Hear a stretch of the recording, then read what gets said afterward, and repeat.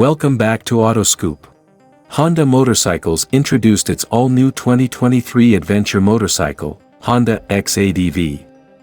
The scooter is still equipped with a series of modern technologies such as the X-ADV's 5-inch TFT LCD screen control panel, Honda's smartphone voice control system or HSVCs that allows control of the vehicle, voice control of phone calls, email, music and navigation.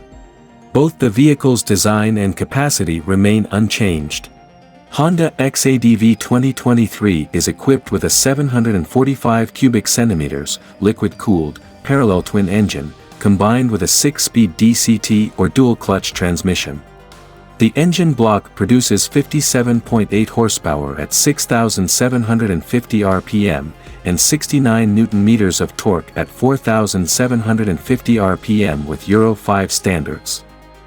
The weight of the X-ADV is listed at 236 kilograms with a 13.2-liter fuel tank and a 22-liter storage compartment under the seat, enough for a full-face helmet along with a 1.2-liter front box and USB charging socket.